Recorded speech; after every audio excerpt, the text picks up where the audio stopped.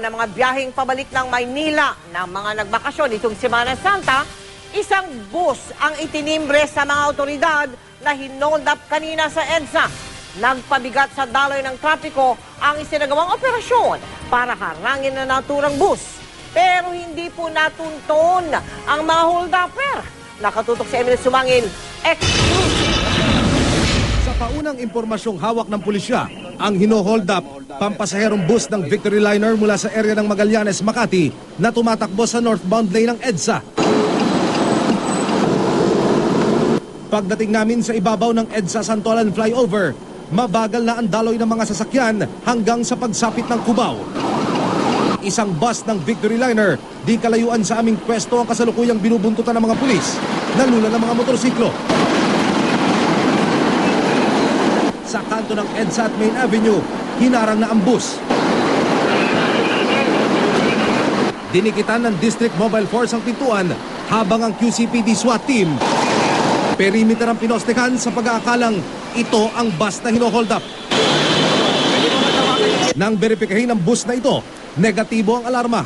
Ayon sa konduktor, hindi sila at baka yung mga bus na kasunod nilang lumabas mula sa terminal ang binibiktima. Muling nagsagawa ng dragnet operation ng mga pulis.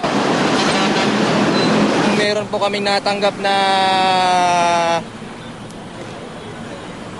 robbery daw sa bus. Ang bato lang sa radyo, Victory. Okay. Kaya takbo namin dito kagad eh. Apo. Pero nung tinagdown naman namin lahat ng Victory, negative naman yung mga sagot ng mga driver eh. Ilang minuto pa lumipas, dalawa pang bus ng Victory Liner ang hinarang ng mga pulis. Clear naman, oh. Clear naman din. Ang huling bus, nilampasan ang inilatag na choke point kaya hinabol ito ng mga pulis. Wala bang anong insidente na nangyari sa loob ng bus nyo? Wala? Sigurado ka? Ayos naman, no? Nang beripikahin, hindi raw sila ang ino-hold up. Ayon sa QCPD, taga MMDA ang tumawag sa kanila hinggil sa isang bus na ino-hold up makaraang makapag-text ang isa sa mga pasahero nito. Biyahing Northern Luzon daw ang bus at puno ng mga pasahero. Yung base nila, inalarma yung mga MMDA sa area sa along EDSA para na may hino-hold up na Victory Liner. Sila naman ang nakapag sa pulis.